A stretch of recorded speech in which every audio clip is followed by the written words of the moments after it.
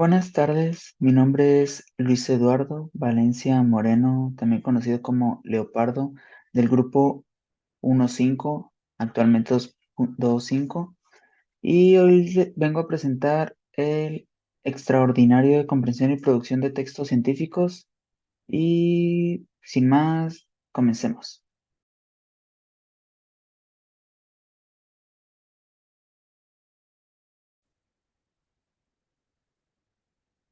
El primer tema que vamos a abordar es leer, comprender y aprender, ya que en este tema vamos a ver diferentes tipos de estrategias de lectura, el cual trata sobre los diferentes tipos de cómo un individuo puede aprender, ya que leer requiere la presencia de un lector activo que procesa el texto.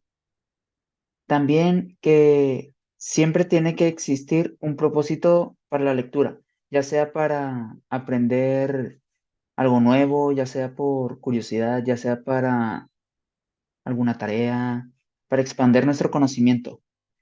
Em, esto requiere, esto quiere decir que la interpretación que hacemos del texto que leemos dependerá de los objetivos de la lectura, como acabo de mencionar.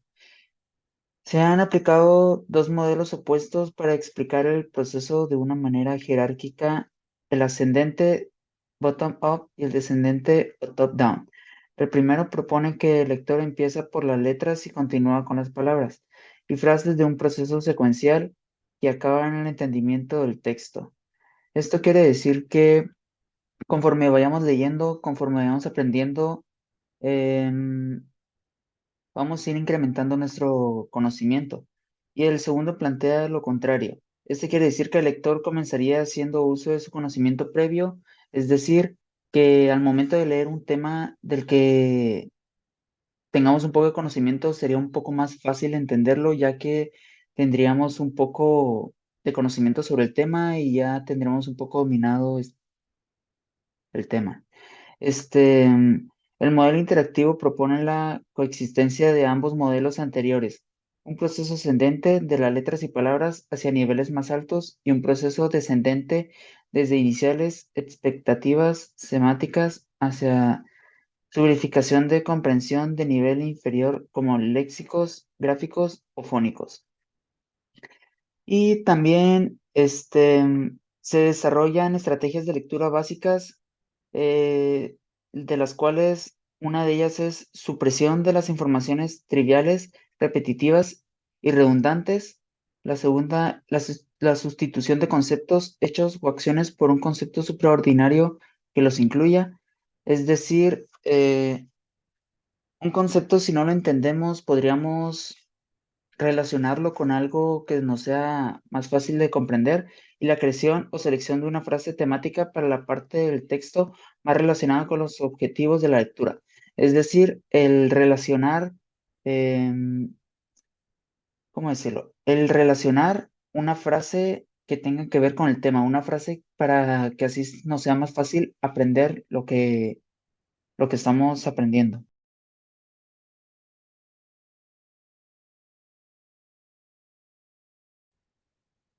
El siguiente tema que vamos a abordar es textos continuos y discontinuos. Los textos continuos son aquellos que están compuestos normalmente por párrafos y que se encuentran organizados en oraciones. Estos párrafos suelen formar parte eh, de libros, capítulos de texto, básicamente.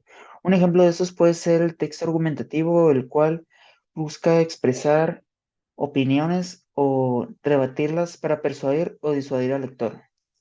Y el siguiente texto serían los textos discontinuos, los cuales son aquellos que se requiere de uso de estrategias de lectura no lineal, es decir, que requiere más de imágenes como cuadros, gráficas, tablas, diagramas, mapas, etcétera. Por lo general, todas las entradas de cada fila y de cada columna, perdón, tienen propiedades en común. Por consiguiente, los encabezados de las columnas y la designación de las filas forman parte de la estructura informativa del texto.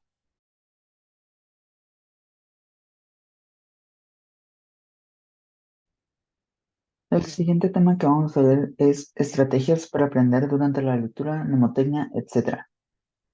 Este tema habla sobre que la lectura es un fenómeno complejo que básicamente exige generar significados y construir ideas a partir de conceptos preexistentes.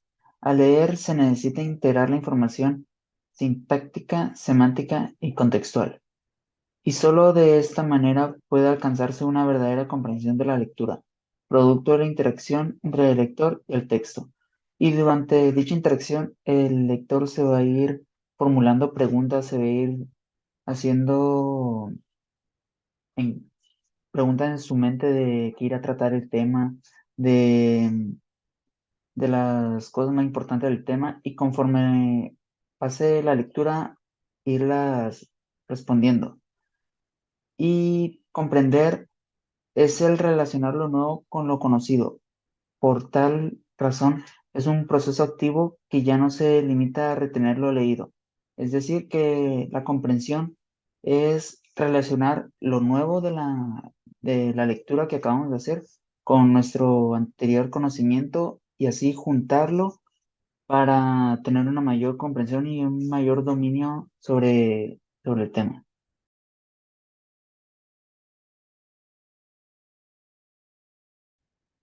El siguiente tema que vamos a abordar es sobre la autorregulación, metacognición, aprendizaje cooperativo y colaborativo, en el cual habla sobre la déficit de atención en la universidad que a largo plazo puede implicar un aprendizaje inadecuado durante gran parte de los primeros años académicos. También que la metacognición consiste en un conjunto de conocimientos y procesos intelectuales que toman la cognición como objeto o que regulan un aspecto determinado en funcionamiento cognitivo, es decir, es la capacidad del sujeto para reflexionar sobre su cognición, permitiéndose un control consciente y deliberado de sus procesos intelectuales. Los conocimientos metacognitivos son el producto de observaciones sucesivas de sí mismo y del producto exterior. Y el aprendizaje cooperativo es cuando se hace un trabajo en equipo, pero que cada uno hace su parte juntos. O sea, trabajan en equipo juntos y entre todos hacen el trabajo juntos. Y el colaborativo es en el que cada uno hace su parte individualmente por separado y al final lo juntan para hacer un mismo trabajo.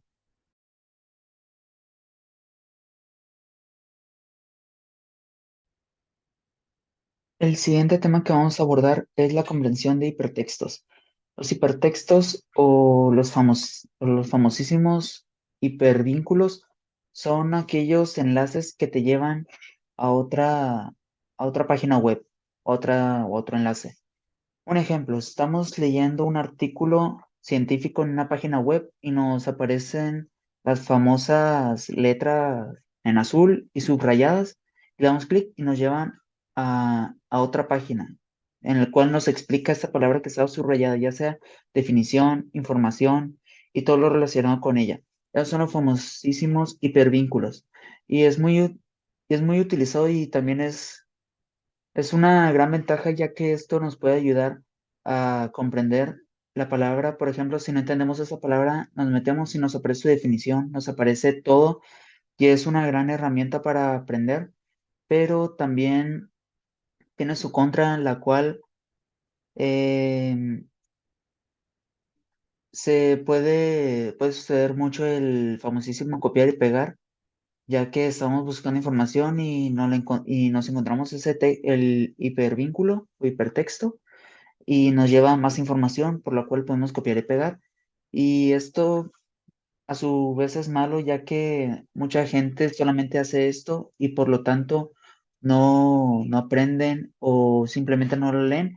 O muchas veces también puede ser información que no es 100% verídica, lo cual puede hacer que tu trabajo sea un poco no tan creíble.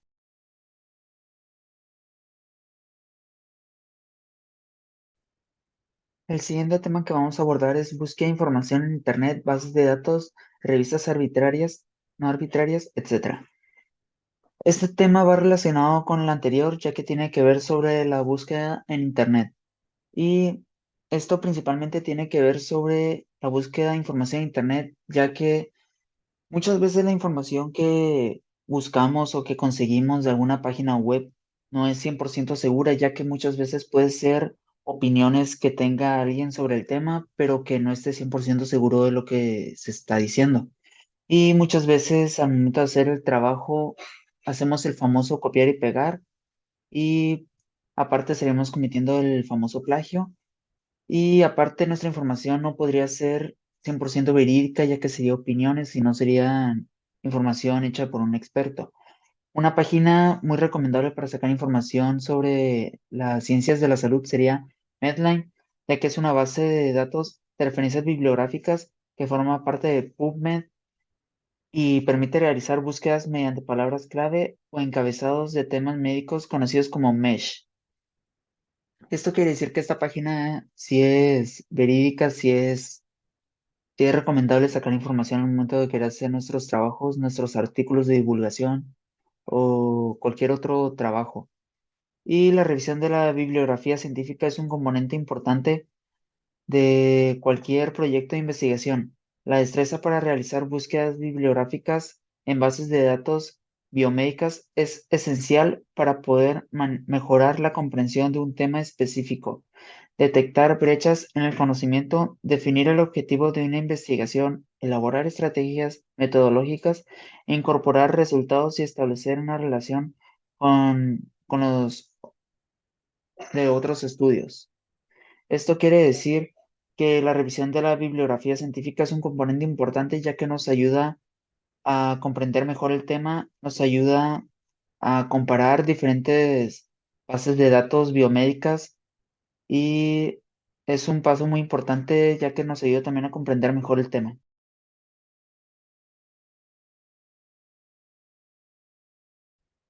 El siguiente tema que vamos a abordar son los elementos de confiabilidad de las fuentes de información, ya que como mencioné antes, muchas personas suelen copiar y pegar sin siquiera ver si la información es válida y confiable, ya que la información disponible en Internet está constituida por textos, imágenes y sonidos.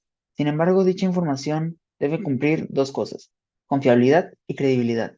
La confiabilidad, como su misma palabra lo indica, debe ser confiable, debe ser de una página, de una fuente que sea en la que estemos seguros de que la información está actualizada, está bien estructurada y credibilidad de que la información debe ser creíble, vaya la redundancia, de que debe creerse, de que debe tener coherencia de lo que se está diciendo. Esos términos se vinculan con un listado de características que debe tener la información para ser confiable o creíble.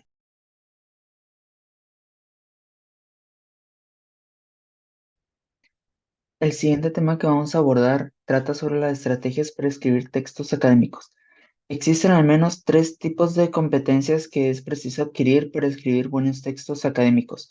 En primer lugar, se precisa concebir la escritura como una actividad que exige tomar decisiones respecto a qué decir, cómo decirlo.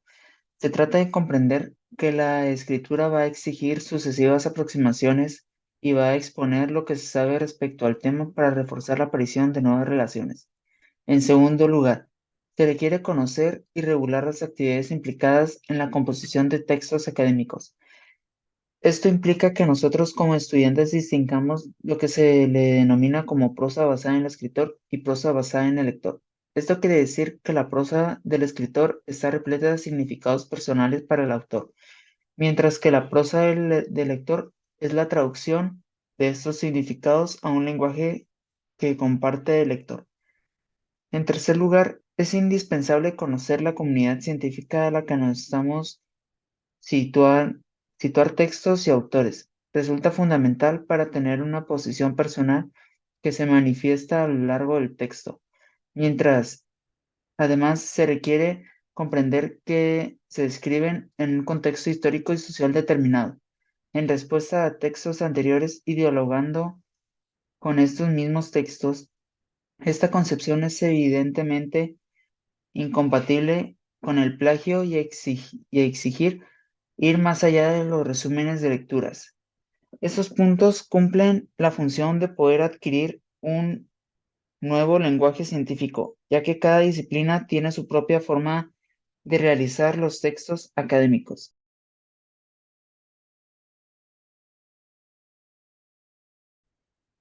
El siguiente tema que vamos a abordar es la estructura de un ensayo. Pero primero que nada vamos a ver qué es un ensayo. Un ensayo es un género textual que aborda un tema de análisis y lo desarrolla desde un enfoque novedoso con rigurosidad científica y seriedad. En este tipo de escrito, lo que el autor trata de, de expresar es su punto de vista sobre algún tema en específico, mayormente es científico, se podría decir, y conforme va pasando el ensayo, el autor va a ir desarrollando sus puntos de vista, va a ir desarrollando al objetivo, va a ir llegando a la información y al final a la conclusión, que eso vamos a ver más adelante. Se habla desde un marco teórico establecido que será el soporte para su argumentación y desarrollo. Las partes que componen un artículo de divulgación científica son la introducción, en la cual el autor da un pequeño repaso, como los pone en contexto de lo que trata el tema, de lo que va a tratar el artículo. Y sobre todo en este apartado el autor plantea su hipótesis.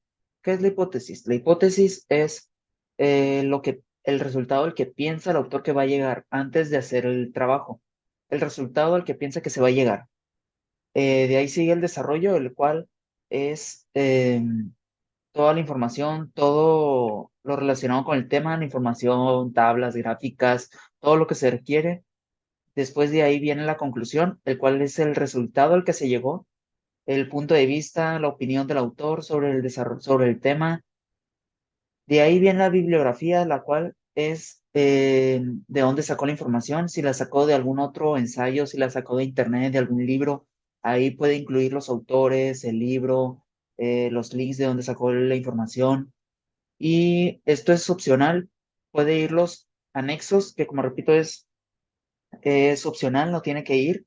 En este apartado, el autor pone imágenes, pone diarios de campo, que es básicamente es como la evidencia, se podría decir, de lo que hizo en su trabajo para todo el ensayo. Y estas son las partes que componen un ensayo.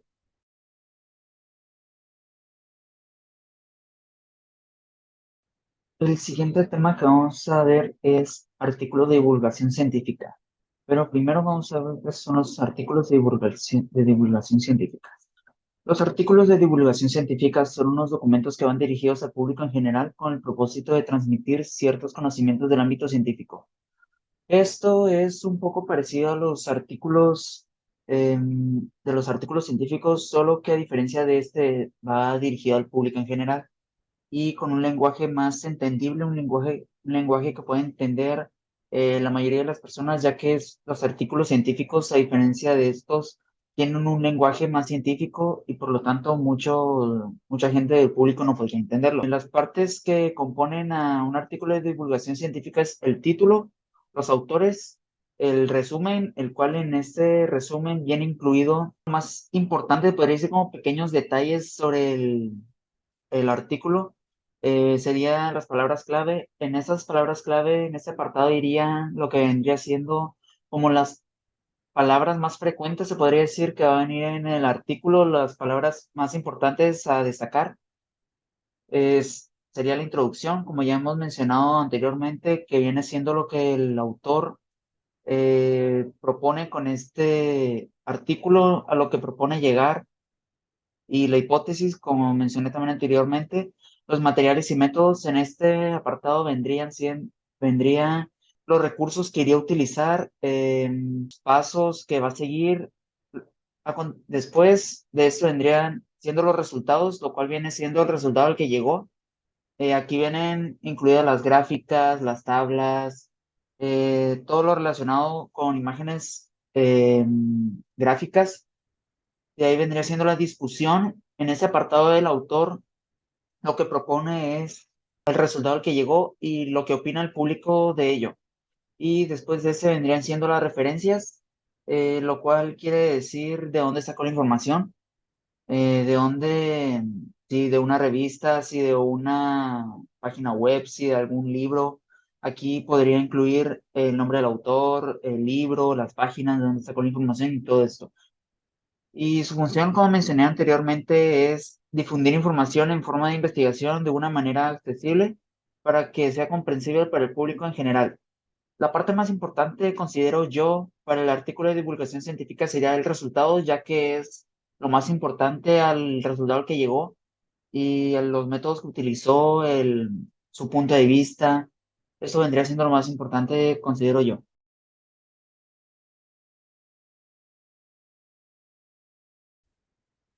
El siguiente tema que vamos a ver es la estructura de una ponencia de investigación.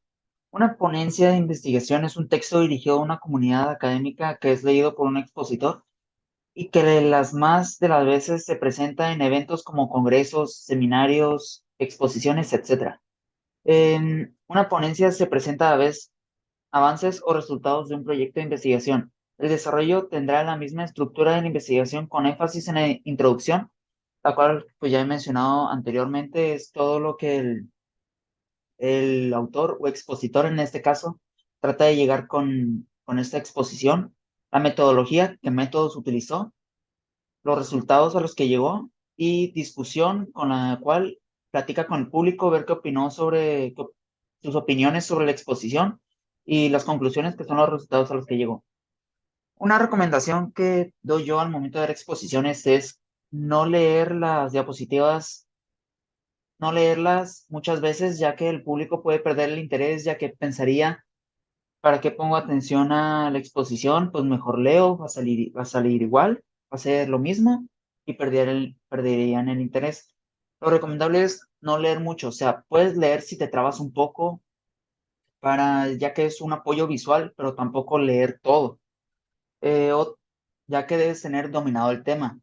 Otra recomendación también sería el tener las diapositivas que sean más imágenes y menos texto, ya que si es mucho texto, aparte daría un poco perdería el interés en el público, ya que sería mucho texto, y si fueran más imágenes llamaría más la atención, ya que como bien dicen, una imagen son más de 1000 palabras.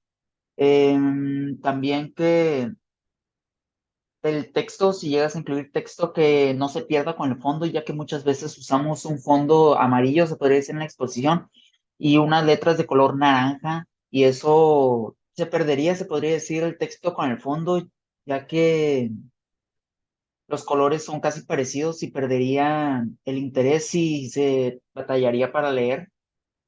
Y es la importancia de estas ponencias de investigación en nuestra carrera, considero yo, que es para al momento de querernos presentar algunos resultados o algún avance de nuestros productos de investigación y para que podamos perder el miedo a exponer frente al público y para adquirir un lenguaje más científico.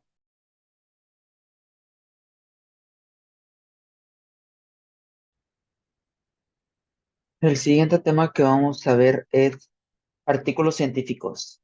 Como mencioné anteriormente, a diferencia de los artículos de divulgación científica, estos son un poco más detallados y tienen un lenguaje más científico.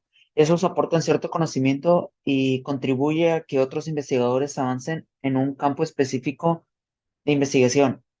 Esto quiere decir que es un documento el cual eh, se expresan los avances de un proyecto científico, el cual va dirigido, a diferencia del artículo de divulgación científica, que en este caso iba dirigido al público en general, este va dirigido a otros científicos con la intención de contribuir o aportar eh, al avance en su campo de investigación. Este está compuesto por el título, los autores, el resumen, la introducción, el objetivo, los resultados, las conclusiones y la bibliografía.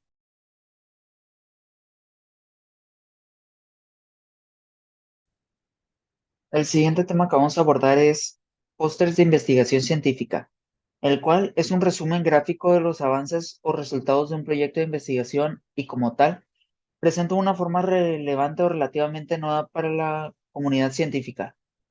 Este póster de investigación científica, básicamente, como dice el mismo título, viene en forma de póster o de cartel y es relativamente nuevo ya que comúnmente se utilizan artículos y este es más, es más visual, es presentado con más gráficas, menos texto. Y las partes que componen un póster de investigación es el número de referencia del póster. Esto no es obligatorio, puede ser opcional, pero casi siempre se utiliza al momento de ir a alguna convención y ponen algún número en la parte superior del cartel para poder identificarlo, para saber qué número es, para ser más precisos al momento de querer saber qué póster es. De ahí vienen los autores, quienes hicieron el trabajo, el resumen, lo más importante, lo más detallado del póster. De ahí la introducción, lo que va a venir a lo largo del texto del póster y la hipótesis, la metodología, perdón, que viene siendo si utilizó gráficas, si se utilizó, cuál método utilizó. De ahí resultados, el resultado al que llegó, la finalidad, la discusión que es con el público, qué opinaron sobre su cartel de investigación, las conclusiones, el resultado al que se llegó finalmente y la bibliografía, de dónde sacó la información, de, de dónde la consiguió, si la sacó de algún libro, de algún video, de alguna página web, etcétera.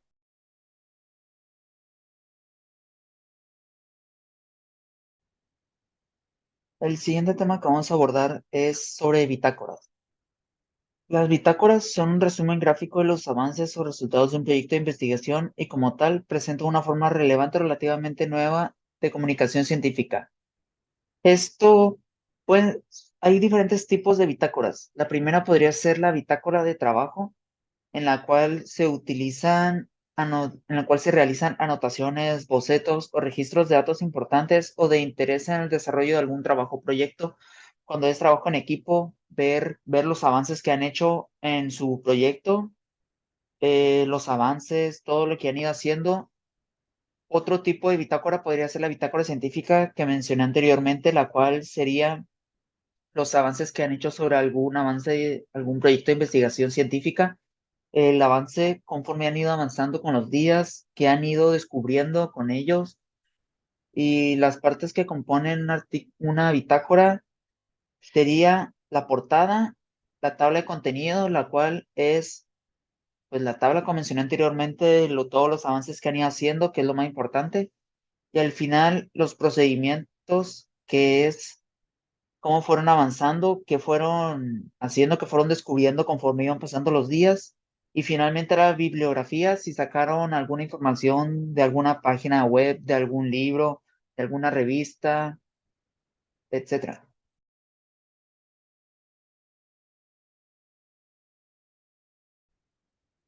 El siguiente y último tema que vamos a ver hoy es citas y referencias bibliográficas APA, Vancouver, Harvard, etcétera. La bibliografía consiste en una lista de referencias bibliográficas que, siguiendo el orden en el que aparecen por primera vez en el texto, se incluirán al final del documento. Es decir, es un listado que va al final del documento en el cual se incluye de dónde se sacó la información y, y van ordenadas conforme fue apareciendo la información en el texto. En este apartado puede aparecer referencias que no hayan sido citadas en el texto. La cita en el texto estará compuesta por un número arábigo entre paréntesis. Este número remitirá al que corresponde en la lista de referencias. Hay diferentes tipos para citar referencias. Como mencioné anteriormente, está el APA, está el Vancouver, está el Harvard, etcétera. Uno de estos sería el estilo Vancouver, el cual es un conjunto de normas para la publicación de escritos en el área de la salud. Estas normas se utilizan el término referencias bibliográficas para aludir a las citas enumeradas en el texto mediante número correlativo y relacionados según su orden de aparición. A diferencia del término bibliografía, el cual puede referirse a una lista lo más completa posible sobre obras de determinado tema. Esto quiere decir que al final del trabajo debe subtitularse referencias bibliográficas y no bibliografía, a diferencia como otros estilos. Esto quiere decir que el estilo Vancouver se utilizan más en el orden como van apareciendo y van escritos de una manera diferente a como es normalmente. Aparte, se escribe referencias bibliográficas y no solo bibliografía.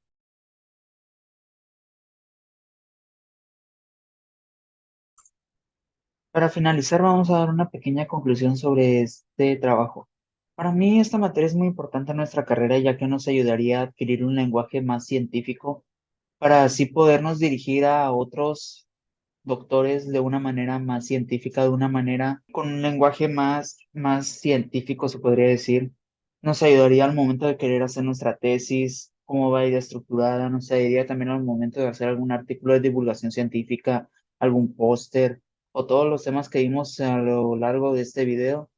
Nos ayudaría mucho también para así poder ayudar a las demás personas al momento de que quieran hacer algún artículo, ayudarles y decirles cómo va estructurado, qué debe contener. Y ya eso sería todo.